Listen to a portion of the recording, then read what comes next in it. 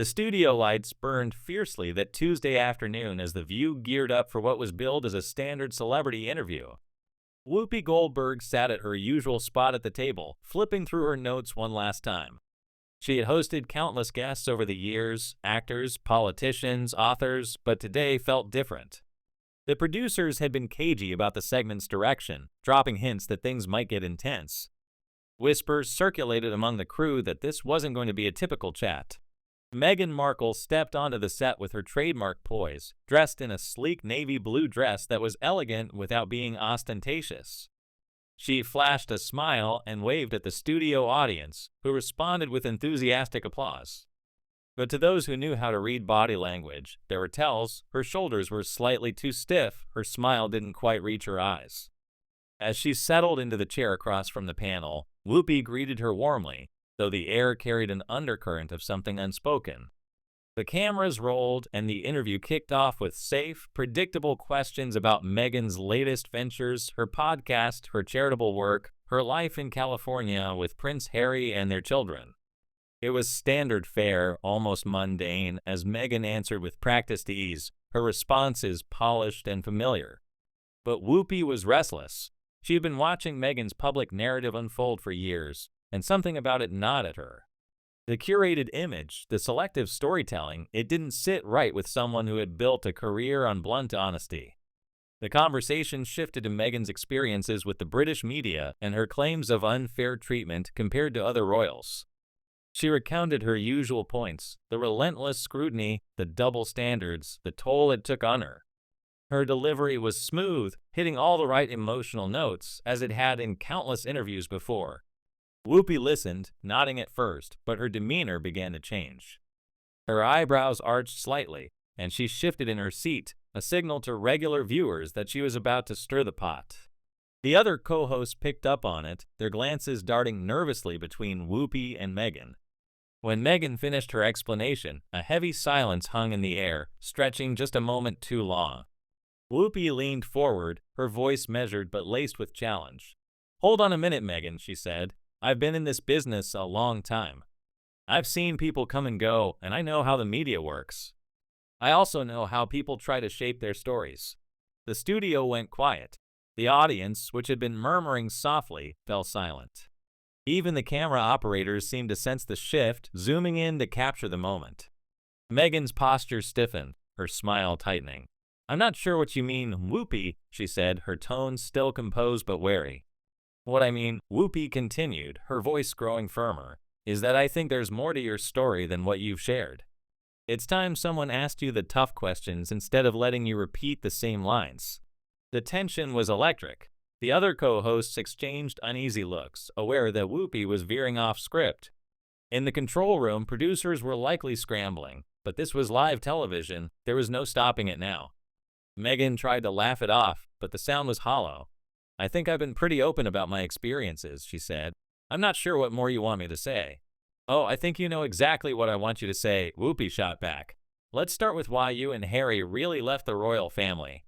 And don't give me that speech about wanting privacy, because people who want privacy don't sign Netflix deals or go on book tours."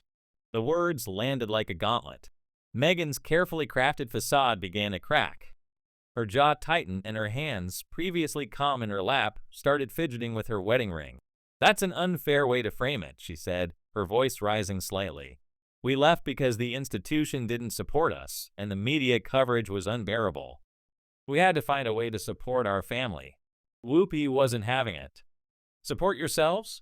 You married into one of the richest families in the world. You had everything handed to you, and then you walked away and spent years complaining about how tough things were. Do you know how that sounds to people who are actually struggling?" The accusation hit hard. Meghan's face flushed, and her tone turned defensive. "You don't know what it was like, Whoopi.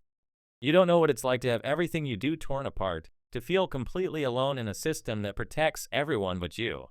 "Oh, I know," Whoopi countered, her voice rising to match. "I know what it's like to be the only black woman in rooms where I wasn't wanted. I know what it's like to fight for every opportunity, to face racism that wasn't hidden behind palace walls. The difference is I didn't have millions or a title to soften the blow." The comparison stung. Meghan's composure faltered, her eyes flashing with anger and hurt. "That's not fair," she said, her voice trembling. "You're dismissing my pain because of my circumstances. Pain is pain, no matter your bank account. I never asked for this. I fell in love, and my life was turned upside down." "Nobody forced you to marry him," Whoopi said, unrelenting. "You knew what you were signing up for. You had advisors, people who could have prepared you for royal life. But instead of adapting, you decided to burn it all down and play the victim." The studio was deathly quiet, the audience hanging on every word. The other co-host sat frozen, unsure whether to intervene. Meghan's hands were shaking now, her voice growing sharper. "Play the victim? The system leaked stories about me to the press. They refused to protect me or my son from racist attacks. They made me so hopeless I thought about ending my life. And there it is," Whoopi said, her voice cutting through the air. "Every time someone challenges you, you pull out the mental health card. You talk about suicidal thoughts and racism like they're shields against criticism." The studio seemed to hold its breath. Meghan's face went pale, her voice barely audible. "How dare you?" she whispered. "How dare you dismiss my pain? I shared my struggles to help others, not as an excuse." Whoopi's expression softened slightly, but she didn't relent. "I'm not saying your pain wasn't real. Mental health is serious, but you can't use it to dodge questions about your choices. You can't deflect from your behavior." "What behavior?" Meghan snapped, her voice rising again. "What are you accusing me of?" "I'm talking about how you've torn apart relationships with your family," Whoopi said. "How you've used the media to tell your side while they're bound by protocol to stay silent. How you've turned private matters into public spectacles." Meghan stood abruptly, her chair scraping against the floor. "This isn't an interview, it's an ambush. You invited me here to humiliate me." "Sit down, Meghan," Whoopi said firmly. "Nobody's ambushing you. You agreed to come on this show. If you can't handle real questions, maybe you shouldn't do interviews." Meghan remained standing, trembling with emotion. "You're not asking questions, you're attacking my character, my marriage, my mental health. This isn't journalism, it's character assassination." "Character assassination." Whoopi laughed, but it was humorless. "You've spent years talking about how awful your in-laws are, how racist the institution is, airing their private business in books and documentaries. And now you're the victim when someone asks you to account for your actions?" "Those weren't attacks," Meghan said, her voice cracking. "That was my truth. I shared my experiences because I thought it was important. I didn't set out to hurt anyone." "Your truth," Whoopi said, incredulous. "Meghan, your version always makes you the innocent victim and everyone else the villain. That's not truth. That's selective storytelling." Tears welled in Meghan's eyes, but she fought them back. "You don't know what it was like to be the only person of color in that family, to feel like an outsider every day. And you don't know what it was like for me, proving myself every day without a title or a prince to protect me," Whoopi countered.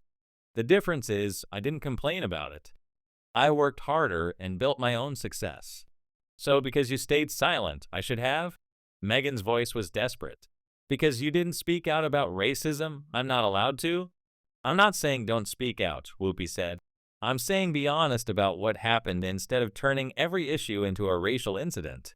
Take responsibility for your role in the conflicts." Meghan's composure shattered. Tears streamed down her face, her voice breaking. "I can't believe this is happening. I came here for an honest conversation, and I'm being blamed for things that weren't my fault." Whoopi remained unmoved. "Those tests might work on other interviewers, but not me. I've been in this game too long to be swayed by emotions.